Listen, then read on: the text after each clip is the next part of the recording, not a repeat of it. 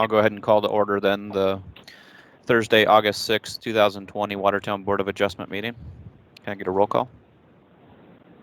Gillespie. Present. Brink. Here. Case. Here. Ford. Here. Culhane. Present. And Hanson and Douglas Johnson are absent. We do have a quorum. Thank you, Brandy.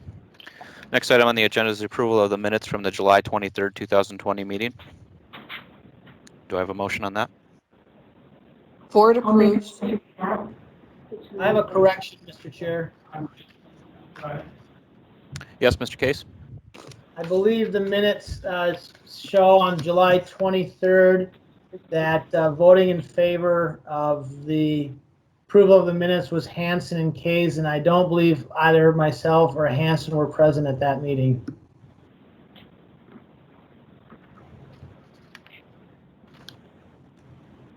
Okay. For the approval of the Under approval of minutes, it says voting in favor of Dolly, Ford, Hanson, Douglas, Johnson, and Kays. But when we did the roll call, you can see that Hanson, Culhane, and Kays were not present. Okay, gotcha. Get that switched. All right, Ms. Ford, would you like to amend your motion to approve it with that correction? I will amend my motion of approval with the specified corrections. And do I have a second? I'll second that motion. Second by Bonnie. All in favor? Can we get a roll call? Gillespie. Yes. Brink. Yes. Ford. Yes. Case. Yes. Culhane. Yes. And yes. Oh, Dolly. Sorry, I don't think I said you for the roll call. Did I? We got everybody? I think Yes. so. Okay. Moving on to the regular agenda. Item 4A on the agenda is a consideration for variance request. Brandy? All right, thank you, Blake. So this is the board consideration of a variance request to the zoning ordinance requirements related to the proposed improvement on the property located at 802 North Lake Drive.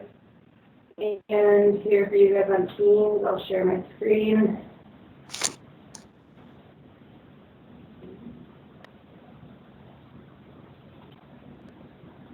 Okay, so this is the property here that we're looking at. What they're proposing is to remove the existing garage and the shed, and actually this view might be easier. So the existing detached garage and the shed, and what they're proposing is to build a 2,400 square foot detached garage with 14-foot sidewalls and a maximum overall height of 24 feet. So a couple of different variances are being requested with this one that you can see in the report. So they're asking for an 11.4 front yard setback, which a 25 foot is required. And that is because they are adjacent there to North Lake Drive. And then a 14-foot sidewall height when the maximum is 10 foot 2 inches for detached garage sidewall height. The 24-foot overall height, where 18 feet is the maximum for overall height for detached garage in the R1 district, and then that the size would be 2,400 square feet when 1,600 square feet is the maximum size allowed for the lot area of this specific property. I guess with that, so you guys will be looking at 4 different variances with this project.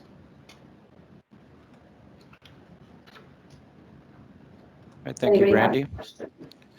I'll go ahead and open the public hearing on this item if there's anybody here to speak on behalf or against.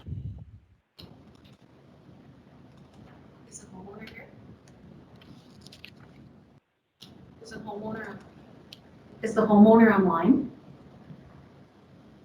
I'm here to speak. Oh, okay.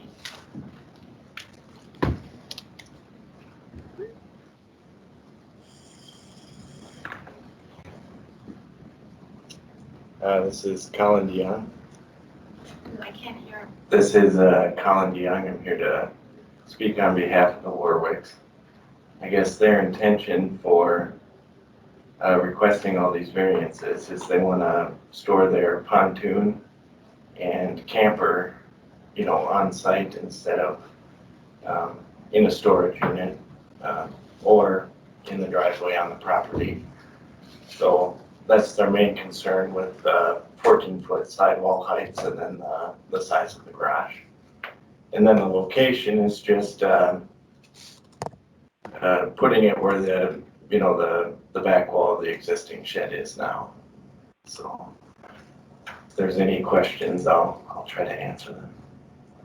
Are they gonna enter the garage from the existing driveway that's there now and then turn around and go in on the 50-foot side?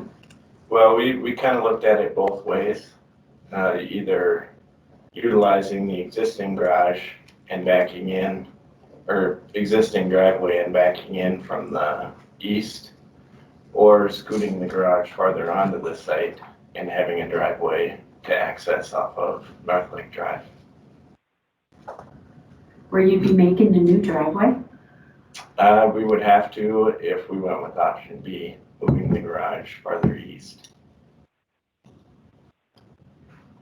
And then the two accesses, would they go away? Or they would need one, for Right. sure. Yeah. To get back to the attached garage, but probably wouldn't be okay with three driveway accesses though. Right, and I don't think the driveway along the south side would be needed.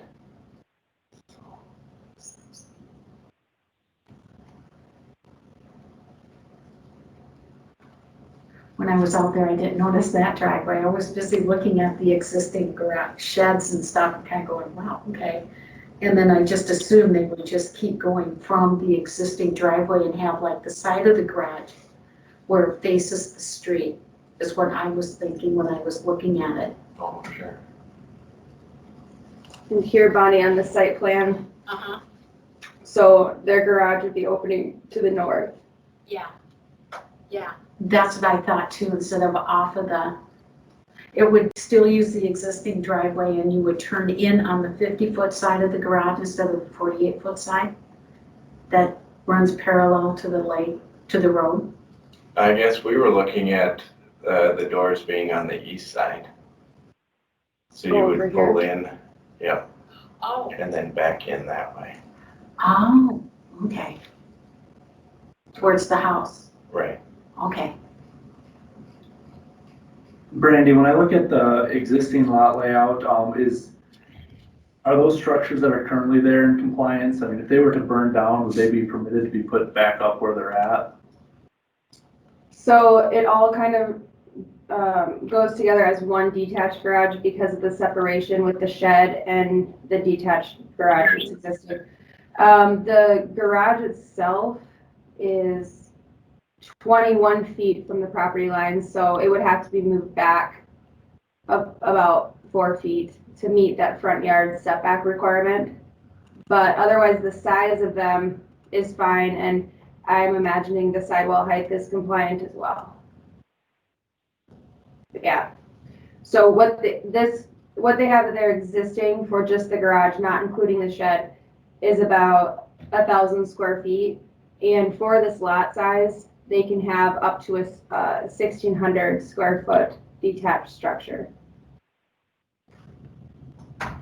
So the existing garages are set back almost to where they're supposed to be from the road, Mm-hmm. but it's the shed that throws it off. And they want to go up to where the shed and that fence is, right? Correct.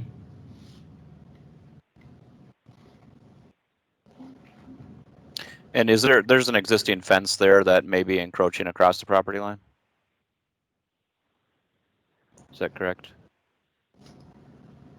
It looks like on the plans. Yeah, it looks like it is within the property. On the east, or on the west side. Yeah. Yeah, it looks like it is on the property. Is that fence getting removed as part of this? It is.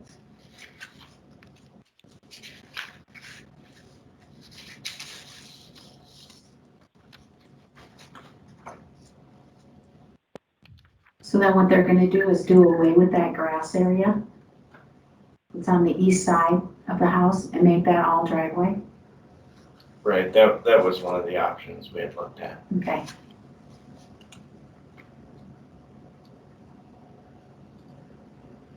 You know, one thought I kind of have when I look at a property like this is, this board and city council approved a residential garage district a few years ago. And when we did that district, we were, mainly looking at properties at the lake and, the toys that people have at the lake, pontoons, campers, et cetera.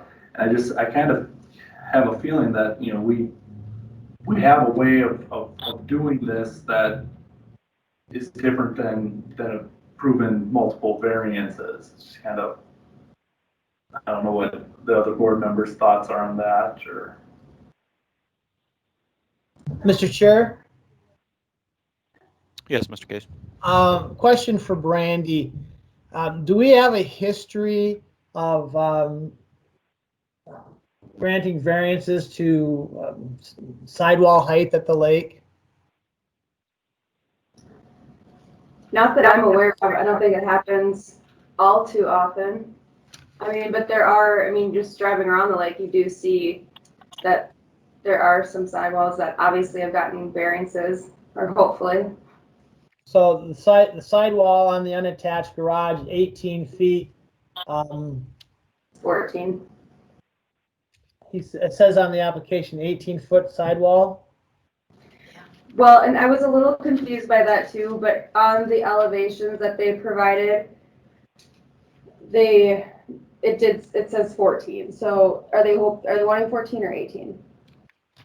I believe we're looking at 14-foot sidewalls. With an 18-foot maximum height. 24-foot max height. So then that's where 2 variances are needed for just the height. Because our normal 18 feet maximum, correct? Yep. And they'd like to go, 24. Are they gonna have attic storage in that garage? Like a mezzanine or something? I don't believe so. I think the overall height is just because of the size of the building. So And it,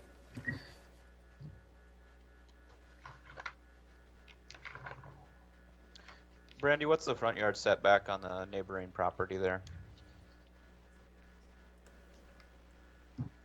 To the north here. Yeah. So that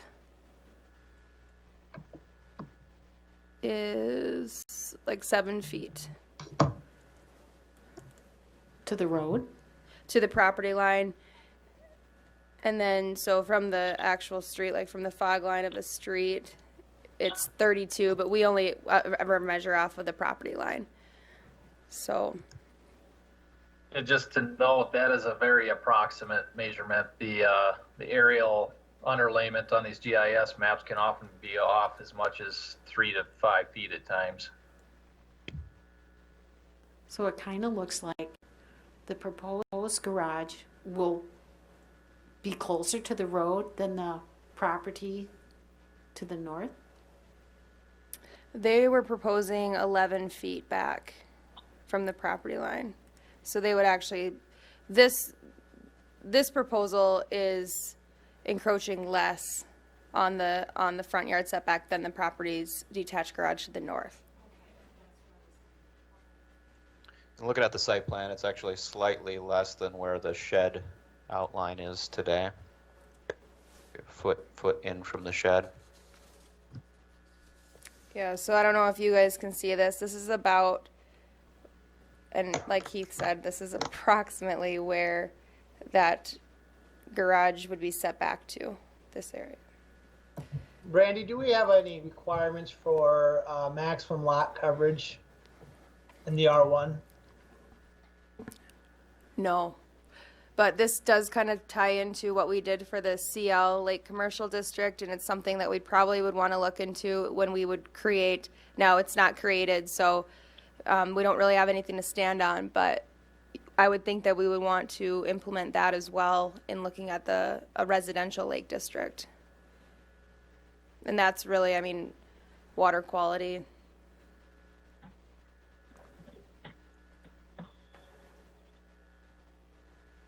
I guess this is Todd speaking. From my perspective, the encroachment on the road front isn't as bothersome when you see the continuity of the neighborhood and what's been done out there. I think probably the bigger question for the board to handle is whether or not the size of the structure, the cubic dimensions and the height is in the best interest for the neighborhood community. Now, I do see that there are letters from adjoining property owners that seem to not have a problem with it. But to me, that's probably one of the bigger questions, the encroachment on the road.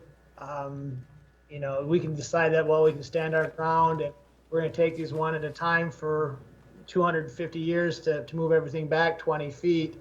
Or you allow them to stay encroached and we're still at least 25 feet back from the edge of the road, and the parking is not going to be going directly under the road. So that to me is not such a big issue. The question is, you know, why do we have cubic and height requirements in this zone, and whether or not it's appropriate.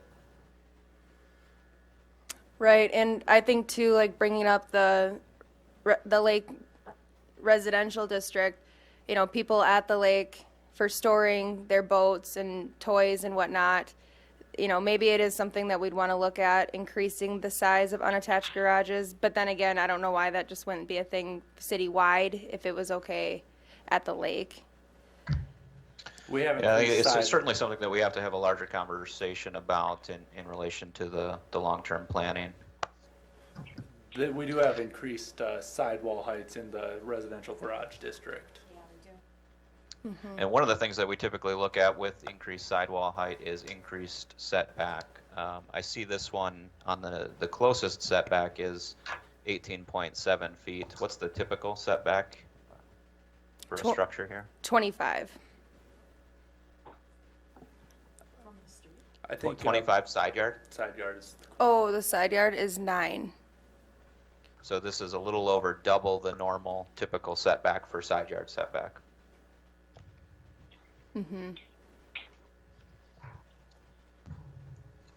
And I think that does take into account the height of the building being set back further off the property line, so it doesn't have the appearance of, or have the problems causing shading and those types of things. And allows for airflow.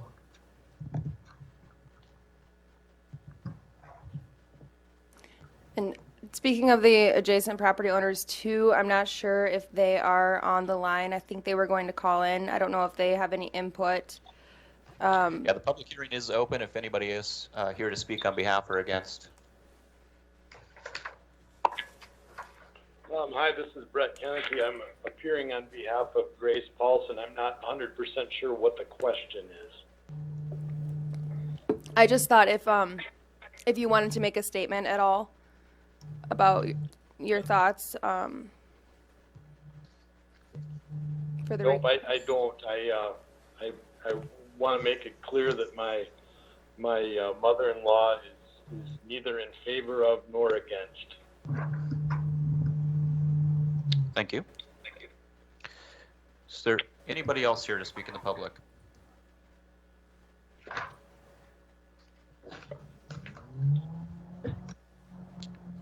Hearing none, we'll go ahead and close the public hearing.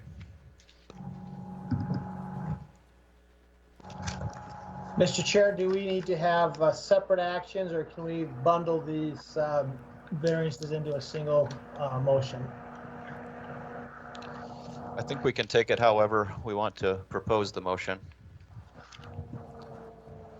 If we can find an acceptable solution in a single motion, we can do that. The reason I was going to ask maybe Matt what his opinion was. I mean, the question becomes, if we bundle them all together and everybody's okay with 3 of the variances and not one of them, then the whole thing dies, or if you want to handle them one at a time.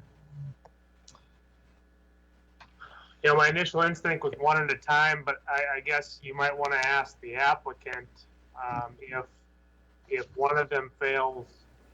I guess would they want any of them to pass if not all of them pass? And if the answer to that is no, then maybe the question that they're proposing is an up or down vote on all of them. If they would take 2 out of 4 or 3 out of the 4 as yeses, then you should take them individually. So I guess that, Colin, is the question to you then? I think we'd like to mainly look at size and overall height and sidewall height. So if we vote on them individually, I think that would be best. Okay, and then Brandy, just to clarify, the ones that, the variance requests that we have, number 1 is for the front yard setback. Yep.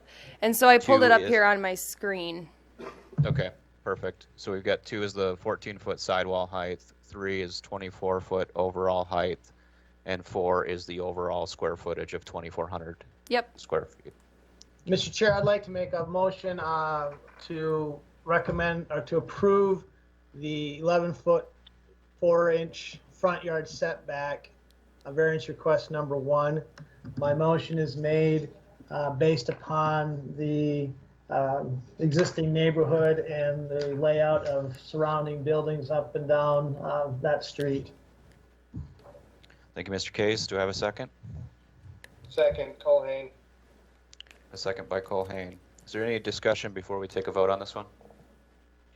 This is Ford. I just want to say that in the ordinances, there is a statement under the Board of Adjustment ordinance section that no non-conforming use of neighboring land, structures, or buildings shall be considered grounds for the issuance of a variance. Then I will use that as general compatibility with the neighborhood.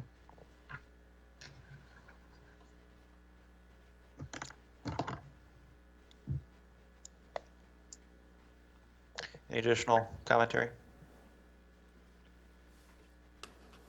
We'll take a roll call vote.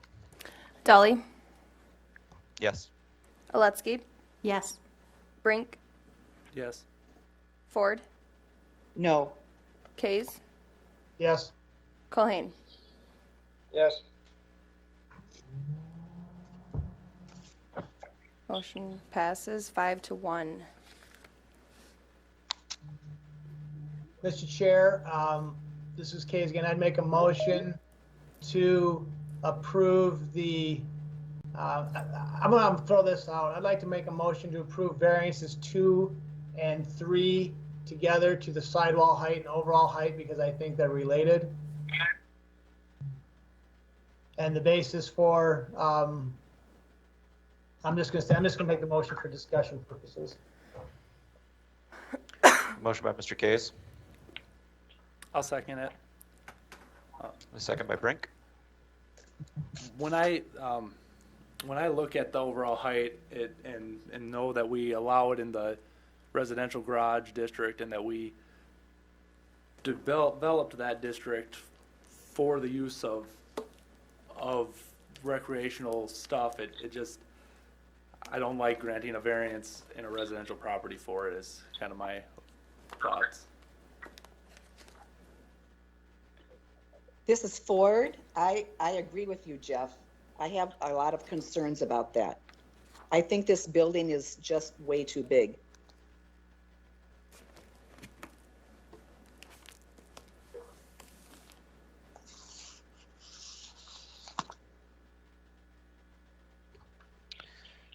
Any other discussion by the board? It does seem like it's going to overwhelm the rest of the property. How tall is the house? I'm not sure, and I can't, my obliques layer isn't working. But it's just a one-story house, right? I'm not sure. It's 2. Story and a half. So is it going to be a lot taller than the house itself? The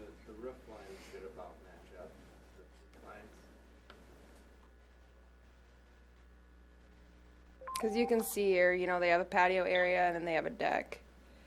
And I don't know if it's tall enough, but it does fall off too, so. Well, I just wonder if it's gonna overwhelm the rest of the property.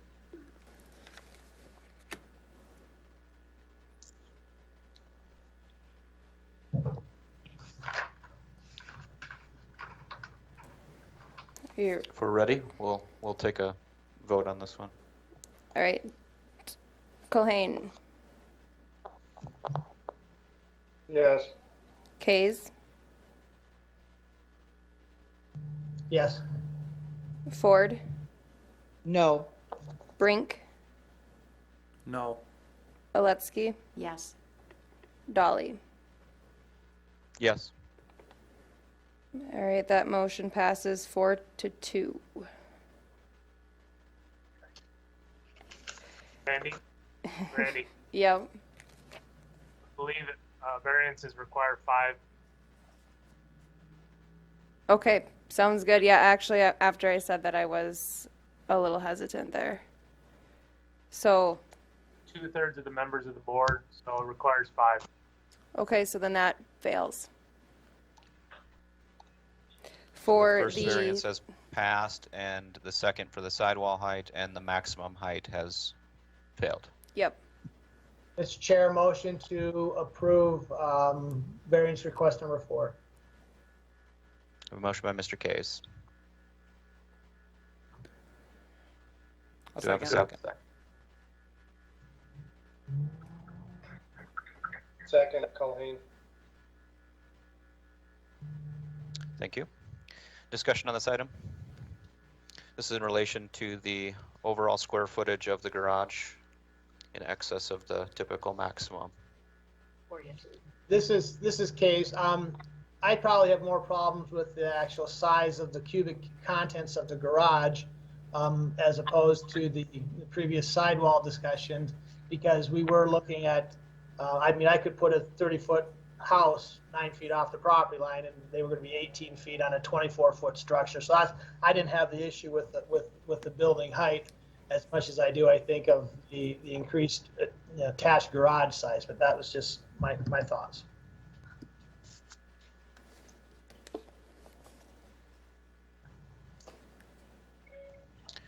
Yeah, and certainly there's a concern when we talk about this area of overall impervious surfaces and protection of green space. It was a large topic in the commercial lake district. It's certainly going to be a topic as we approach the residential areas around the lake as well.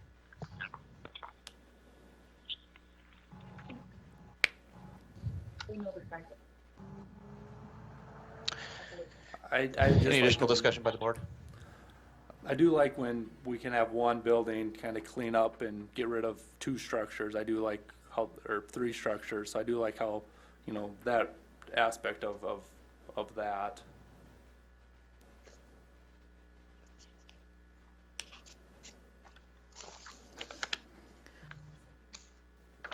If we have that big of a garage with only 10-foot sidewalls, what's that gonna do with the slope of the roof? Is that gonna make it more of a flat roof garage?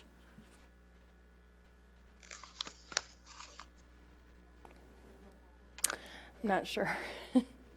But and depending on, which variances get passed too, I'm sure they'll be back at the drawing board anyway. So,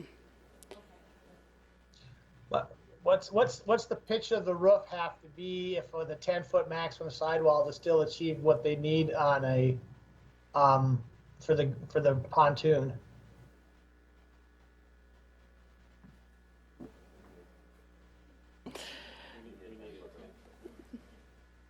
they need a 10-foot door.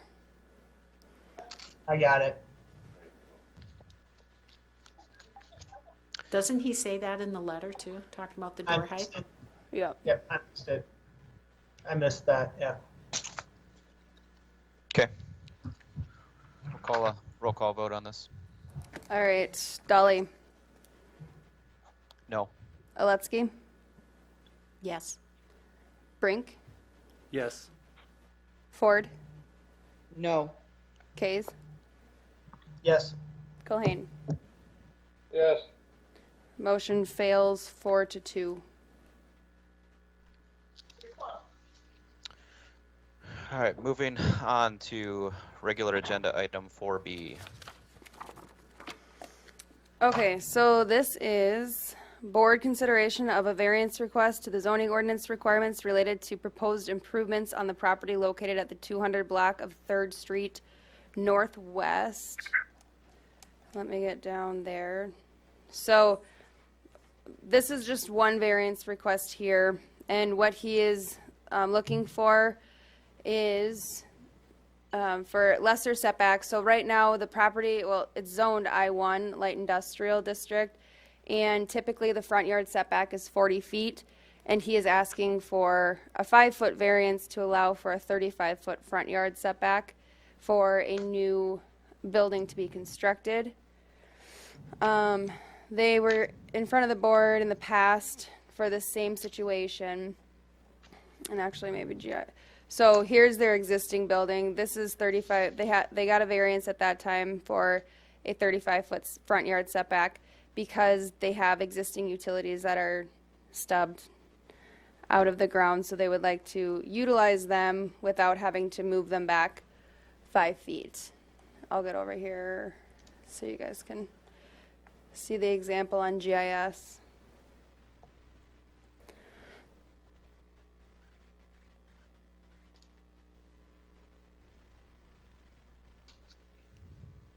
While you're getting that pulled up, I'll go ahead and open the public hearing on this, if anybody is here to speak on behalf or against.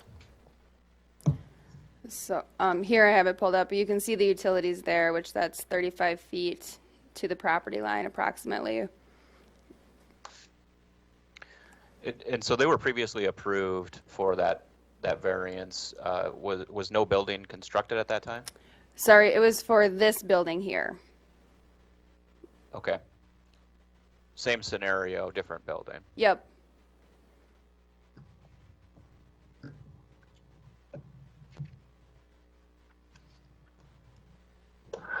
Mr. Chairman, Yes, sir.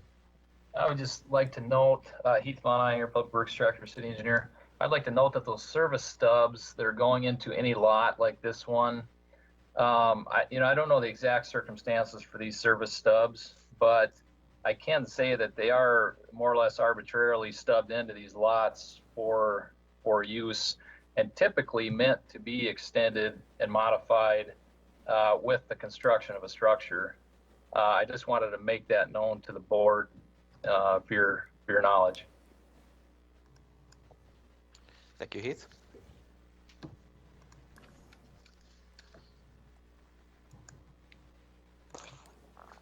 So these buildings, this is Ford, these buildings are separated, correct? They're not side by side on this lot. Right. Yep, so here on this map that I pulled up, there's the existing building, and then this is the proposed building. And that'll be to the north of it, of what's existing. So if the building were 5 feet shorter, there wouldn't be a need for that variance, is that correct? Yep.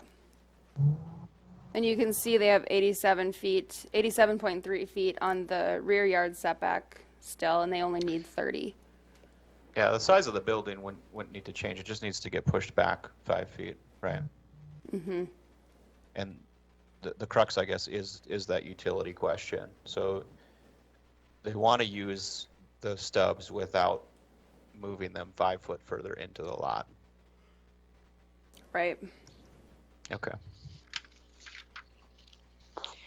Perhaps Heath could give us an idea of what kind of a process moving those utility stubs would involve. That's a great question, Commissioner Ford. Again, I don't know the exact specifics on this lot and how they're stubbed out or finished out to the surface on this lot. But generally speaking, like for any other subdivision, take a residential subdivision, for example, you'll often see a stick of pipe up out of the ground some distance back into the lot where the utility contractor roughed in those service lines and just left them there for the builder to then take off from and build from.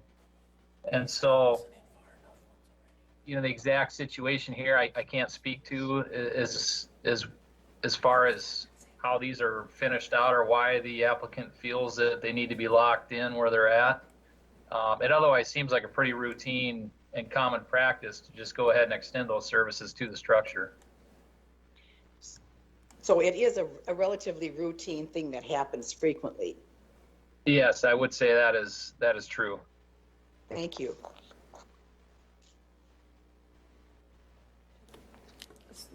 The applicant is here to speak, and so if you just state your name and then. Joe Hyder.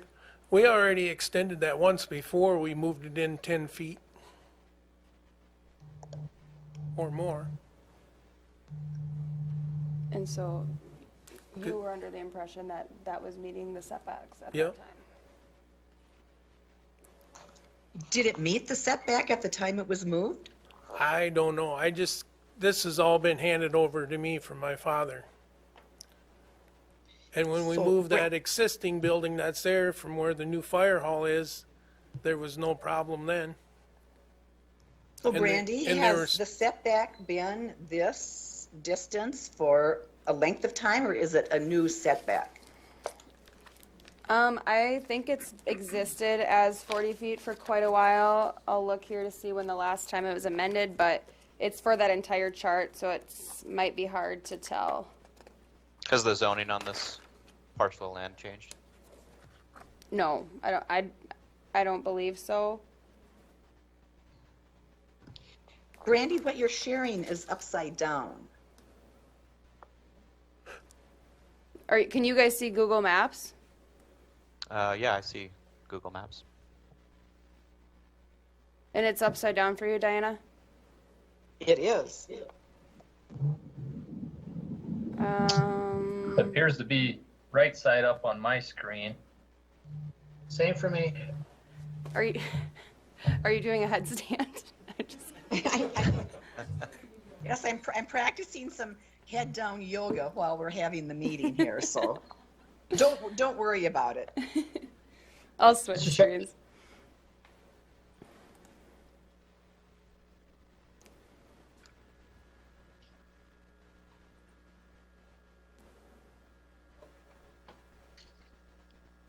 What?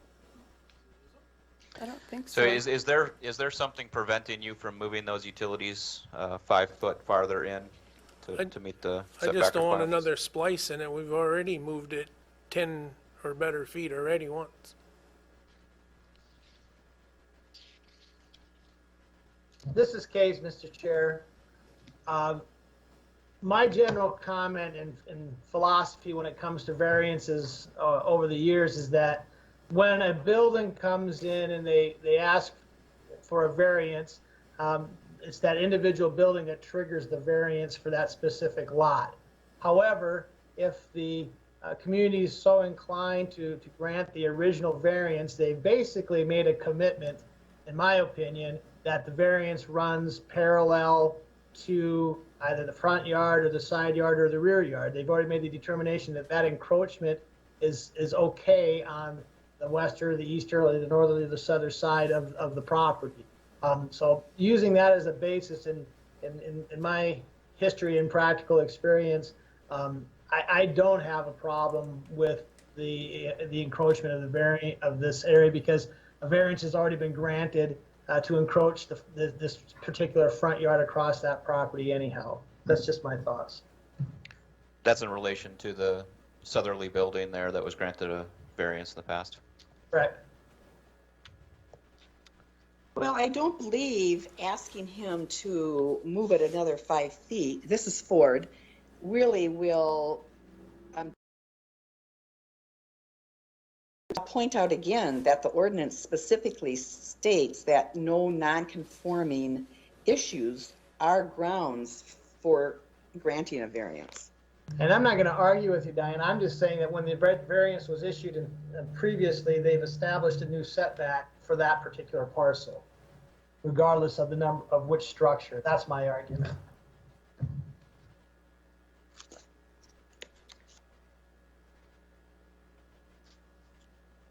Any additional comments, questions from the board members? Or from the members of the public? We do have the public hearing open.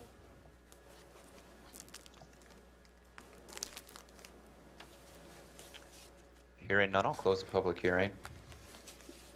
We do need a motion for additional discussion or action on this item.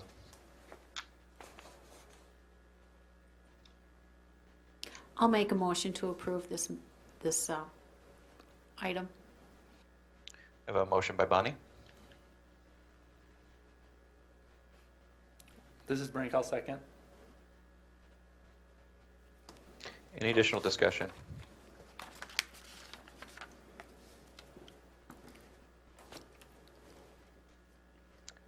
If there's none, we'll take a roll call vote. Kays, Aye. Culhane, Yes.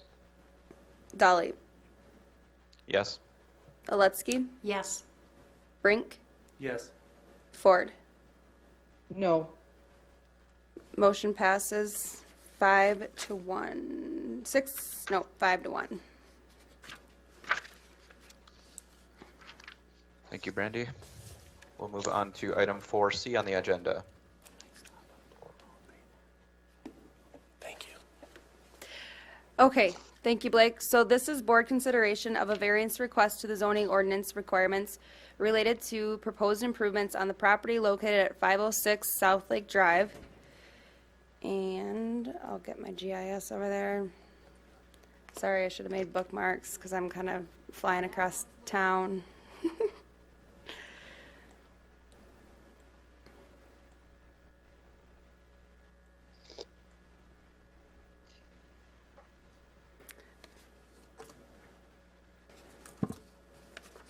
Okay. So this is, the applicant seeks variance to allow for lesser rear yard setbacks. Well, and that's actually front yard, so. Front yard setbacks required in the R1 single-family residential district to construct an addition. And so, sorry, did I say that there's 3 variances in this? There's just the one. So all we're looking at is he's asking for a lesser front yard setback for a 10-foot addition to his existing structure. I'll get there quick. Maybe.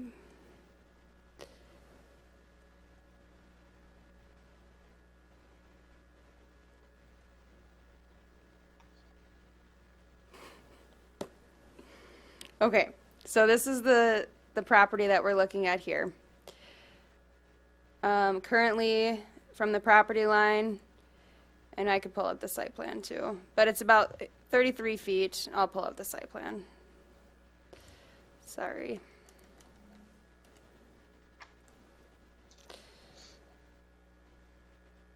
Okay, so here is South Lake Drive.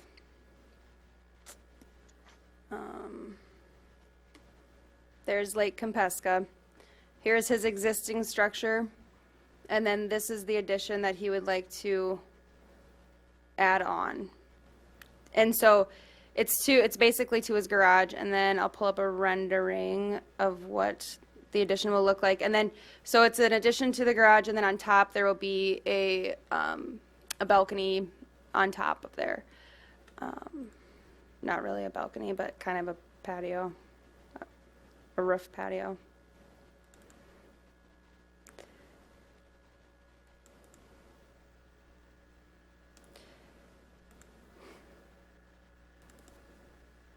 Okay. Oh, where is it? Oh, okay, here it is. So here's some renderings, some 3D renderings of what the addition is proposed to look like. So you can see he's adding on 10 additional feet that'll encroach closer to South Lake Drive and to construct this.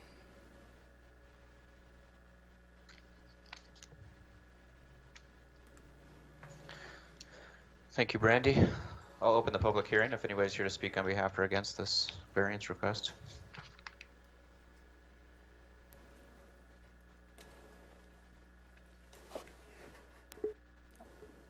Hi, this is Brandon Kraus, property owner.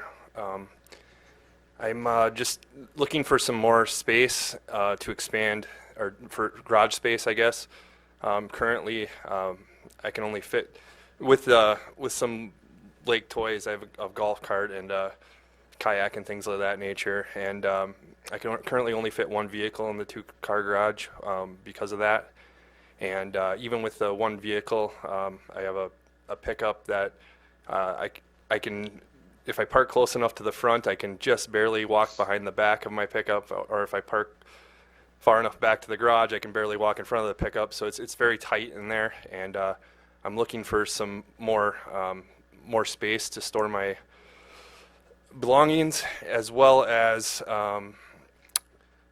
trying to, I guess, with the little balcony on top, increase the curb appeal a little bit, make it look a little nicer. It's kind of just a square building as it sits, and I'm not really able to go the other direction without major costs that that would kill the project for me, because there's a stairway, the way the sewer is set up in the front of the garage, and then there's also all my utilities, furnace, and everything else is sitting right. My utility room is on the lake side of the garage, I guess you could say. So that's why I'm looking to go the 10 feet out to gain storage. You're going to be even with the neighboring garage, correct? 2 doors down, it would be pretty close to that, yeah. Yeah, that's what I noticed when I was driving around too. I was trying to line up where cars are at. Now, if you get this, will you still be able to park a normal size pickup without encroaching on the road? Yes, as it currently sits, I cannot, 2 compact cars would fit nose to nose in the driveway, but I cannot fit a pickup in a car. You know, it's not long. So for practical, I won't lose any practical use of the driveway as far as parking goes with this 10-foot addition. So I guess that's kind of why I was looking at the 10 feet too. I thought it lined up nice with the garage down the road, as well as kept the practicality, but yet 10 foot inside the garage was actually opened it up quite a bit for me. Well, this morning when I was looking at it, your neighbor had a vehicle parked in front of their garage, and they were not encroaching on the road either, from what I seen. Yes, and they have a And large it wasn't Suburban. a car. Yeah, it was the Suburban. Yeah.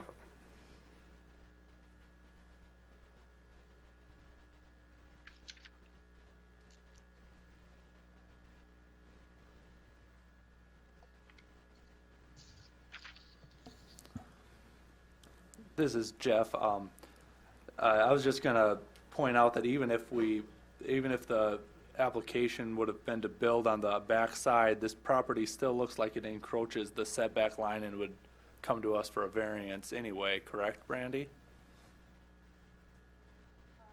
For the front yard? Correct. Um, Because without the 10-foot addition, it'd only be 18.9 where 25 is required. Right, well, and that's where GIS is a little off. But yeah, that's true. But then aren't there, on these lots along this area, isn't there like a big, I don't know, like boulevard or something that's not included but really kind of is? That is I think that might be a little farther down after you get past this Y, but the south side, it is a large right-of-way.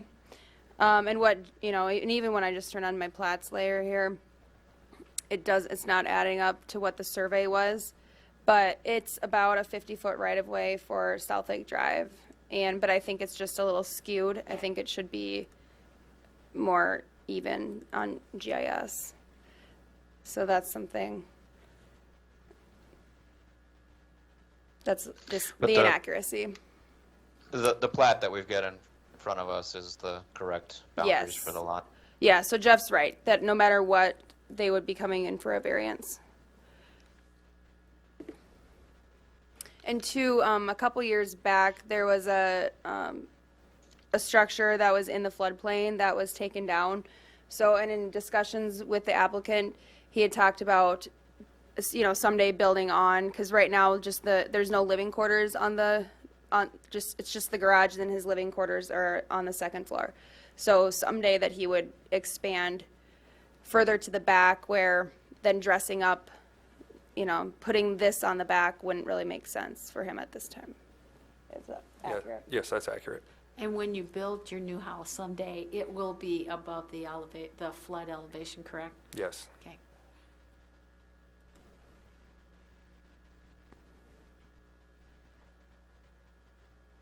Is there an existing variance on this property for that front yard setback?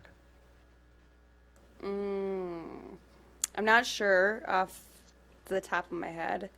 I can do a little research but I don't know if I can get access down here. I believe when I purchased the place, it was just under 2 years ago. The structure was built in 2005, I think. So I'm not sure if that helps you or not. That does, except I don't have the right software down here to even open it, I don't think. Yeah, the garage is built onto the existing home, right? Or beside the existing home, and then the existing home was removed, correct? That's correct. It was Yeah. detached, but yes. Yeah, really close though. I'm not even sure. Yeah. That was gone when I bought it.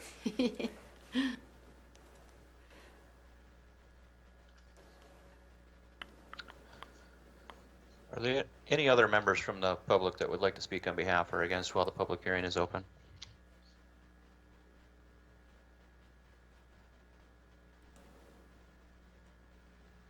Any other questions for Mr. Kraus?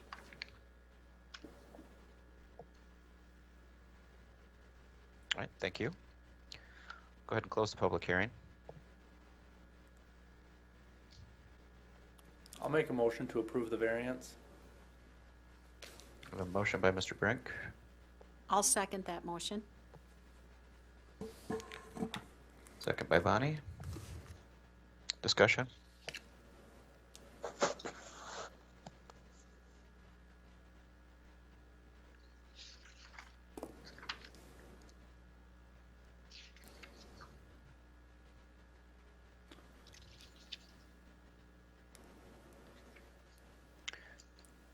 Any discussion from the board? I'd just like to say that from what I could tell when I was out there this morning, it appears that it's going to line up with the garage a couple houses down.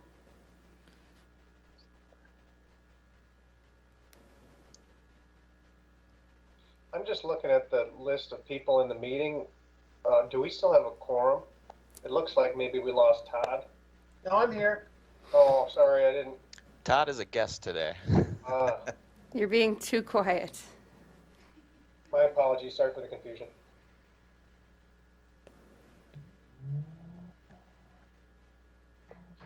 All right, let's go ahead and take a roll call vote. Okay, Dolly, No. Aletsky, Yes. Brink, Yes. Ford, No. Kays, Yes. Culhane. Yes. Motion fails 2-4.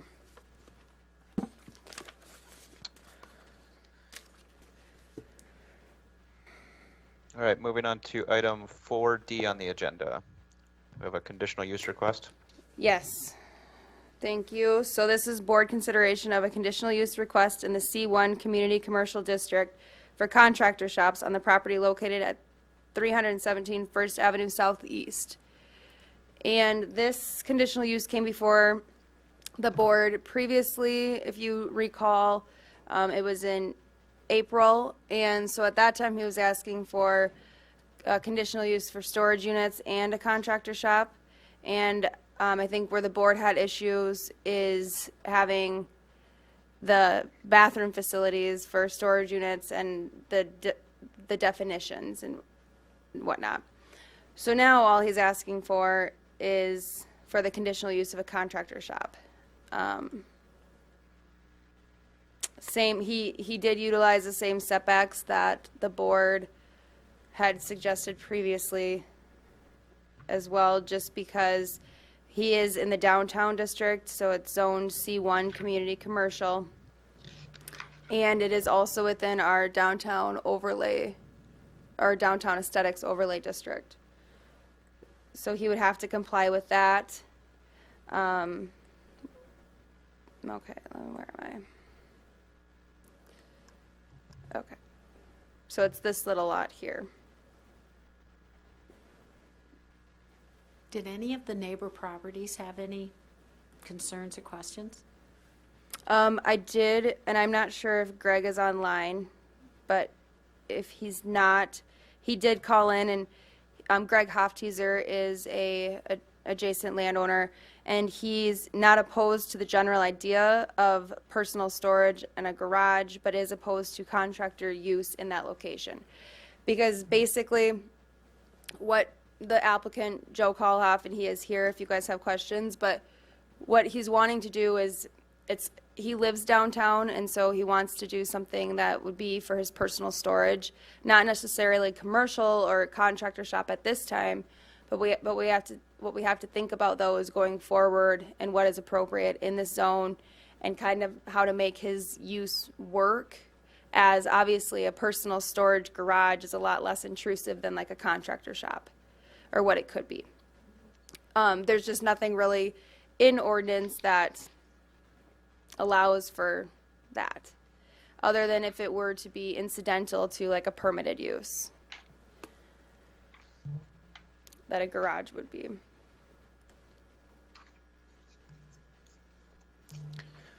Thank you, Brandy. I'll go ahead and open the public hearing on this, if anybody's here to speak on behalf or against. And just for clarity too, so you can see that he is asking for he's going to have now in the C1 district, it's 0 setbacks, and it's a max of 12. So he is going, and the max comes from the downtown aesthetics overlay district. So he is setting it back to the max, which would be 12 feet, and that would be off of Kemp, I believe. That's Kemp? First Ave. And then from the alley, he'll be set back 5 feet. And then he's not putting garage doors where it's 5 foot off. He's setting that back further. As you can see, he has a diagonal wall, and then that is 12 feet as well, where the garage door will be. And that's where the garage doors are. That's allowing for clearance for a vehicle backing out. How those adjacent properties are, we have storage units that are they're about 12 foot off as well, it appears. Yep. So he'll be in line with what's existing in the alley. And then for first here, he'll have an additional 11 feet, and then he's setting it back 12 more.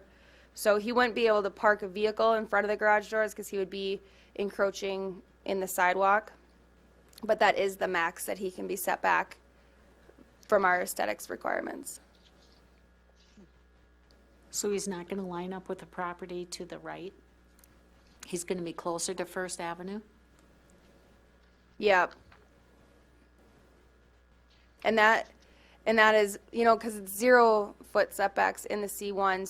So he's going back the max that's allowed from the overlay district. So in theory, this apartment or duplex or fourplex could be up to the property line.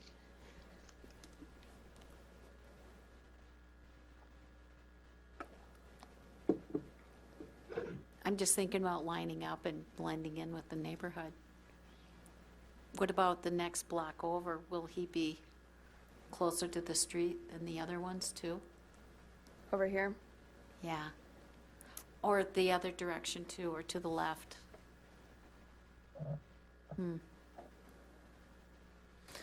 Yeah, and I don't know if this is true or not, but like all of these were probably existing before the zoning ordinance, and so like now though we kind of put the C1 district between a rock and a hard place as far as setbacks, because they can be 0, but they can't be more than 12.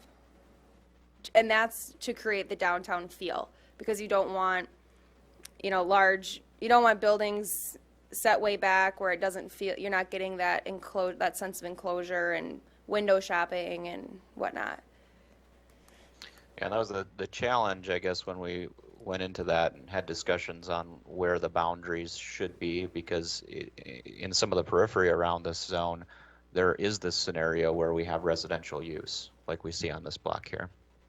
But we can, as a conditional use, attach conditions that are more extensive than what the ordinance requirements are. So you could push it back.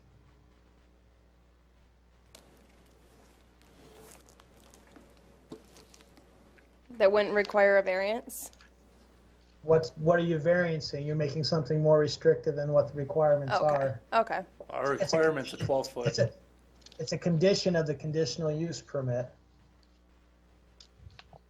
I disagree. This is Jeff. I think our requirements say that the maximum is 12 feet. So if we were to go more than that, wouldn't we be variancing our ordinance? We're not variancing your ordinance. You're requiring something more restrictive. You're being more restrictive than what your ordinance says. I think Jeff's point, though, is the verbiage maximum specifically. And so if you go beyond a maximum, it requires variance. It's a little bit different than when you're talking minimums. Well, I guess the question still comes back to, I mean, I understand that we have the 12 foot, if you want to call it that. But you also, you have the downtown feel, but the downtown feel here is not what I would call a typical downtown feel. This is on the outskirt of that CL district where you have primarily residential or residential light uses in a school and a church across the street as well. So, and we have, and Brandy, I missed the first part, and I'm trying to remember. We actually approved the original. I'm trying to remember how this came back again. So I believe that the discrepancy was between having contractor shops and storage units and the whole bathroom and the doors and whatnot. But And so the setbacks, though, those were suggested by the board. What was our action on this previous request? Let me pull up the minutes. I hope.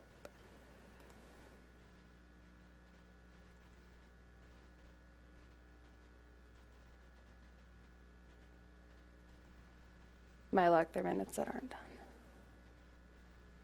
Okay, good. No.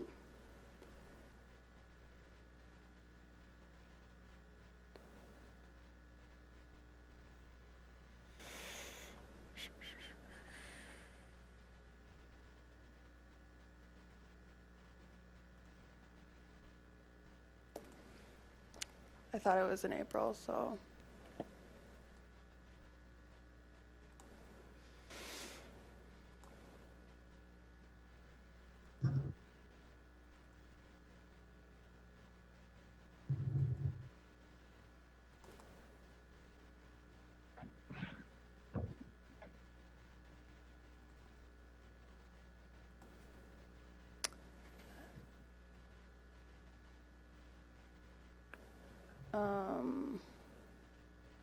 Doesn't look like the minutes were completed.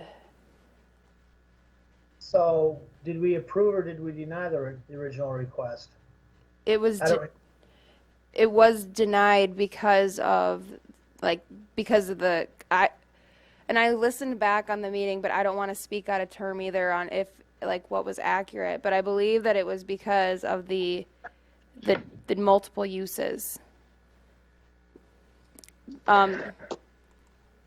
Yeah, I think it's safe to say that the application was generally denied. Now, the specific reasons why, I think Brandy cited a few of the talking points from the last meeting, some of which were the original application months ago included some storage units on the northwesterly part, and then the contractor shop to the southerly part of the building with some restrooms in there. And the definition of storage units prohibits the existence of water hookups and restroom facilities for storage units.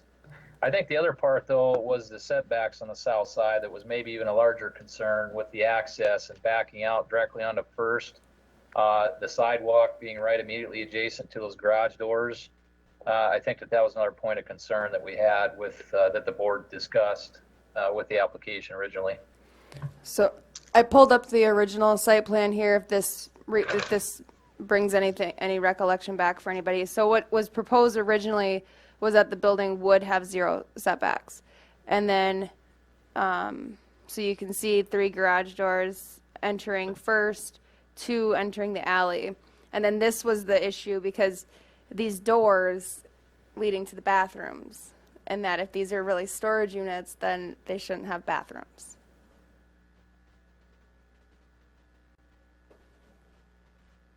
So the application's coming back to us less than 6 months from the original because it's substantively different?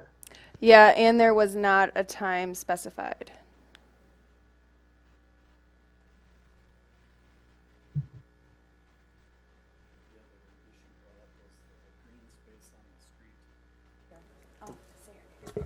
This is Joe Culliff, the owner of the property. The other issue brought up on that last meeting was the green space on the street with having the 3 garage doors, so I tried making it 2 instead, just to accommodate for that as well.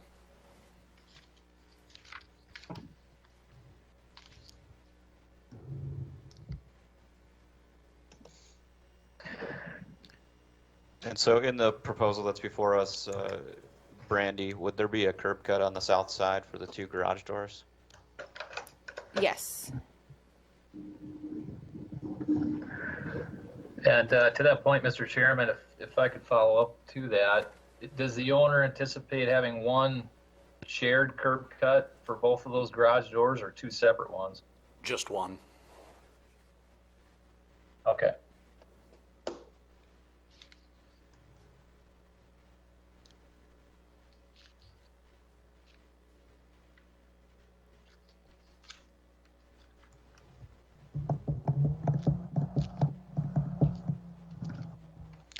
So any other questions from the board for Mr. Kalhoff?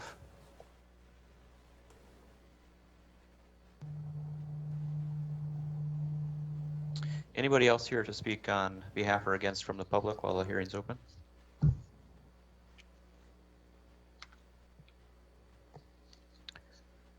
Hearing none, we'll close the public hearing.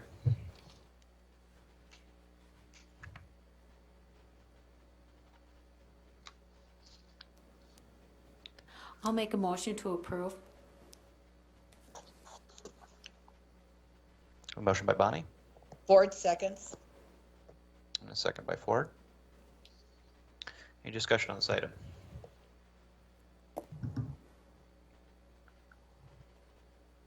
Do we need to stipulate, Mr. Chair, that there's only a single curb cut to the south?